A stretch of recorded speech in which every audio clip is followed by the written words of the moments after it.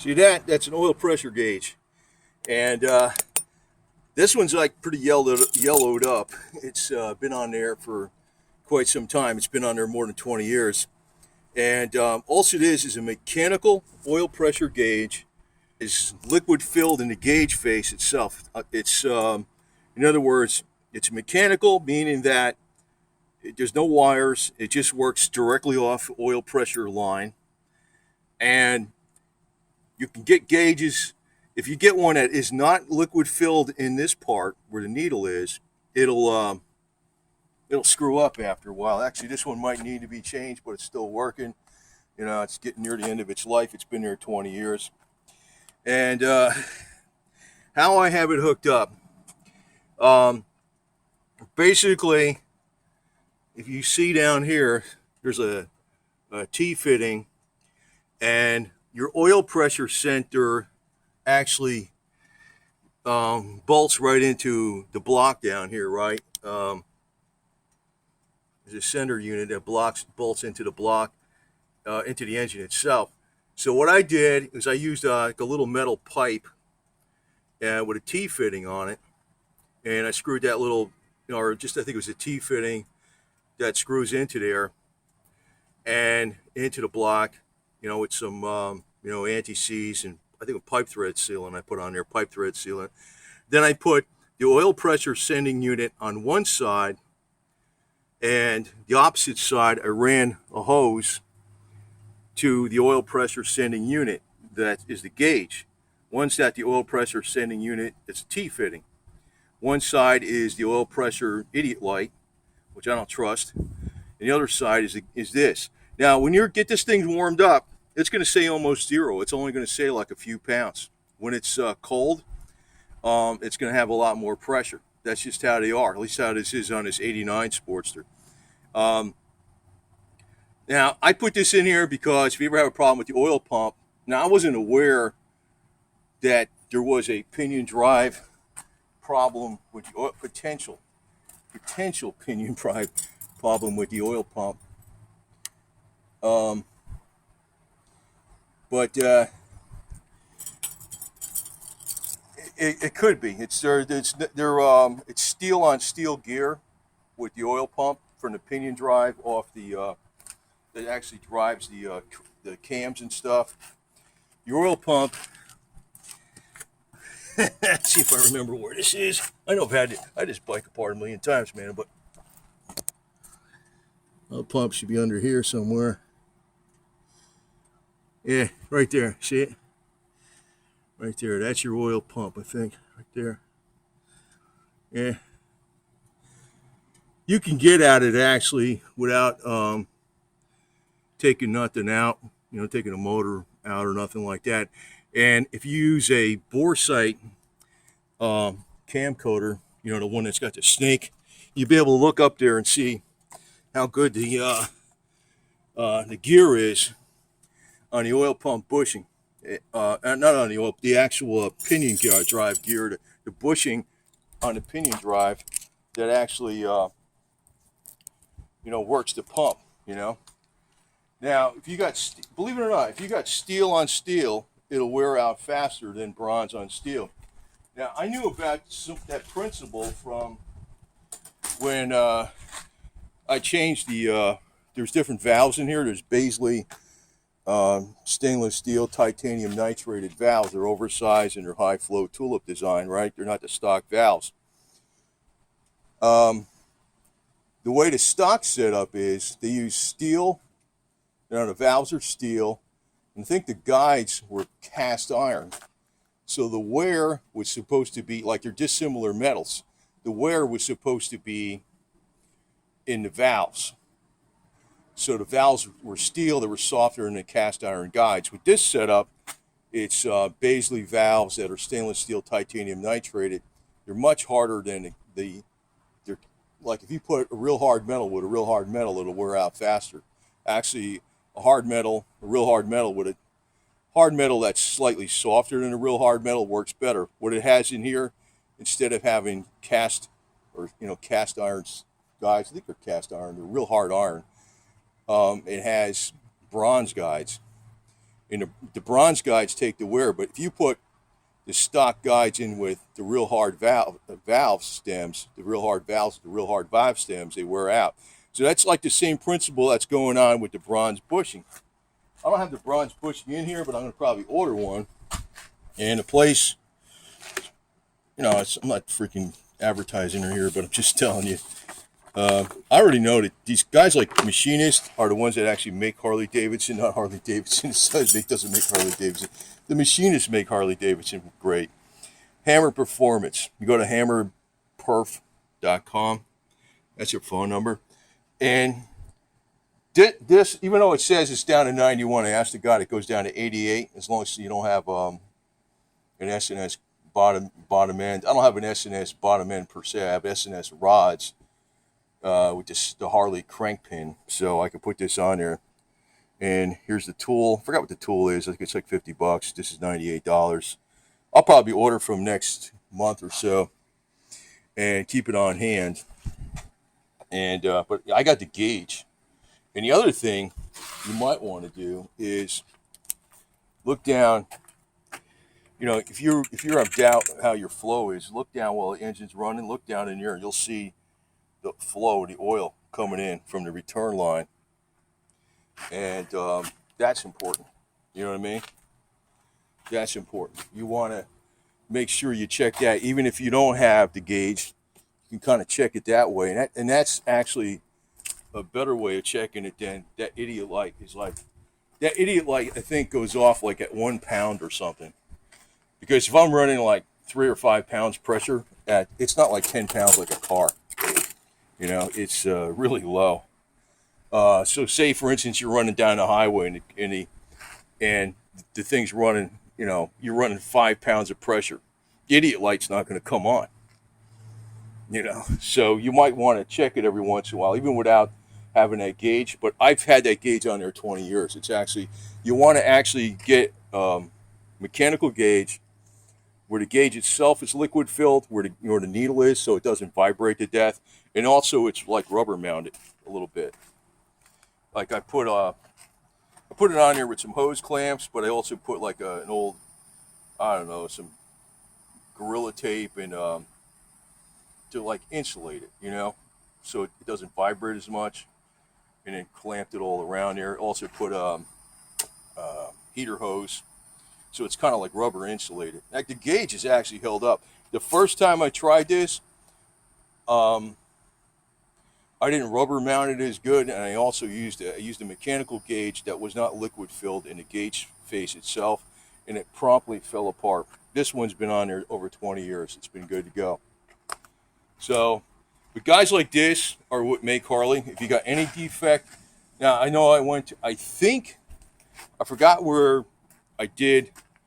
One other thing that I know was screwed up. I know one thing was screwed up with these bikes when they're brand new is they had the intake manifold was made out of rubber, and they used to split in short order, and they got an aluminum one. That was the first thing I did to that. And I went through a couple of stators. They're actually it's a part that it's a clutch basket and stator, not the stator, the clutch basket and the magnets that go with the stator for the charging system. And the first thing that happens is the starter ring is pressed onto the clutch basket. It's press fit. It's made in Japan, right? They don't weld it. They just put like 3 decent sized welds. They didn't even have weld needed all the way around. That starter ring, since it's press fit on the clutch basket, it'll spin after a while. You'll be hitting the starter, and the starter ring on the clutch basket is spinning, and your engine's not turning over. So the first thing I had to do with that was I had it welded onto there. That was a common fix. Then the next thing, especially if they changed the weights, the charging system to the front gear where the clutch basket isn't, because the heat from the clutch causes the adhesive from the magnets to fly loose. You actually had a better charging system in 91 on up, right? But the way to fix these 86 to 90s is you take them to the machine shop, and what they did, I think it was Zippers. I think it was some guy in either Maryland or Virginia. It might have been Zippers. He took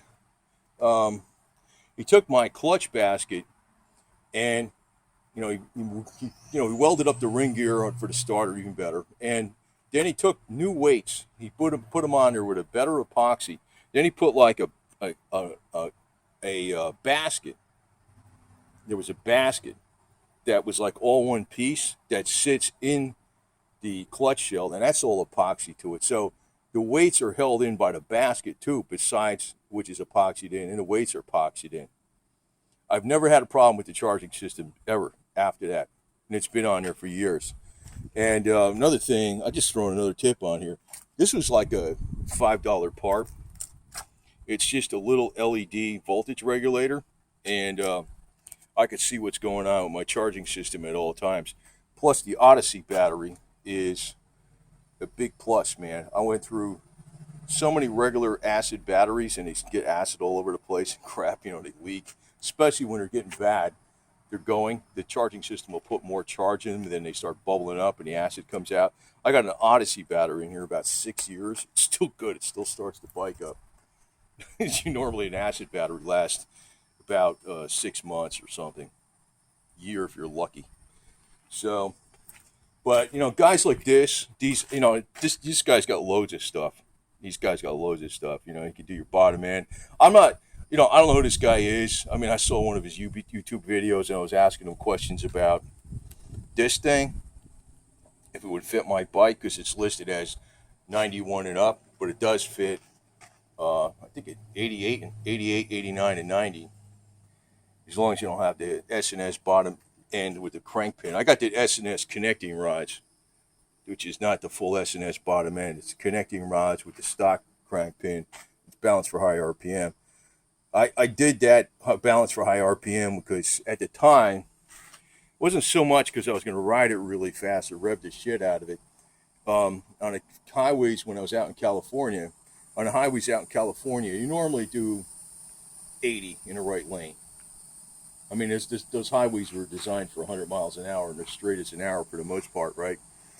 And I wanted the sweet spot where there's less vibration to be up a little higher. And I also geared the motorcycle.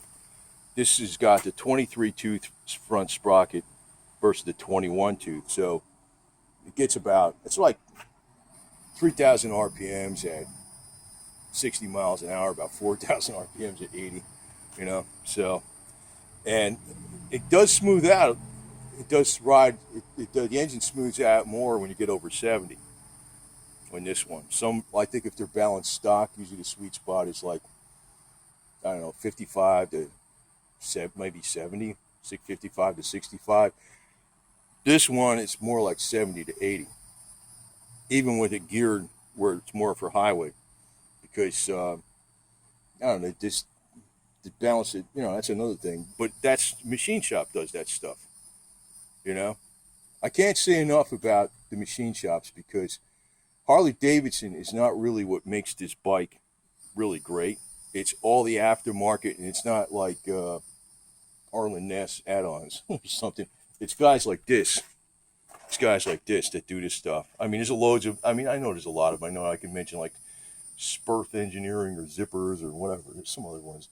The guy that did my bike way back when, I don't know if you know if he's around, but he was the only one doing the Harleys, the big stuff, in North San Diego County, California, way back. This was in the 90s. It was Mike Dren. He had Regeneration Motors in San Marcos. That was the guy that did it. He actually had a hopped up panhead, and it was a rigid hardtail. He was a crazy dude, man. It was really cool, though. But he actually, when the Harley Davidson dealers, somebody walk in there, if they had a serious problem with their bike, they wouldn't let people know. But the serious stuff that had to be done was done by Mike over at Regeneration Motors. They didn't even do it in a Harley dealer. They did it to this guy. It was between, I'd say about 50 miles south of LA and all the way down to the border. This guy was, at that time, he was the main guy doing all that shit. There were some people in LA doing stuff, but he was the main guy in San Diego County doing all of it for all the Harley dealers. And it was not like a t-shirt shop. It was a machine shop. He did my bike years ago, and ever since he did it, it's been good to go. Over and out. So I can't say enough about these guys. These type of guys are the heroes of Harley Davidson, big time. Not those CEOs in Harley Davidson company. These guys are the ones that make it. And I don't know. I don't want to talk too long. I've probably been talking too long. There's a couple of things I want to do. I actually want to put grease fittings on the swing arm somehow, so I can just grease this cocksucker. Excuse me. You know what I mean? Because I'm getting tired. This thing is kind of a pain in the ass to freaking, just pack them up and take all the bullshit for it. Just it's easier to do the wheels. I like to have a grease fitting on that side. This side's got the bearing, and the other side's got the bushing. Yeah. I like to have a grease fitting right there on the top with an elbow that goes, let the crap come out of there. That's what they should do. As a matter of fact, see this grease popping out of here? That's heavy wheel bearing grease. It still comes out of there. I put, somebody go, eh. I put, you see that bolt? I can take that bolt out and you put a grease fitting in there and you pump this whole thing up. The main bearing that gets screwed up is the lower one. And that's the one, so I just the whole thing's full of grease, man. It's a pain in the ass to take that crap all apart. Even with the forks, I got these. We could pull these off. They should have this right from stock. Instead of taking these caps off and having to compress the spring with a broom handle, takes grunt force. You just take this out. The spring doesn't come out. You take your little bolt out, screw out of here, pump it up a few times, and let the oil drain. Then you refill it, the wet fill, this wet specification refill, and then I always add a tiny bit of AT205 reseal, which keeps those seals in really good shape. Also, on the transmission and the engine, I either use some door lube, not a lot.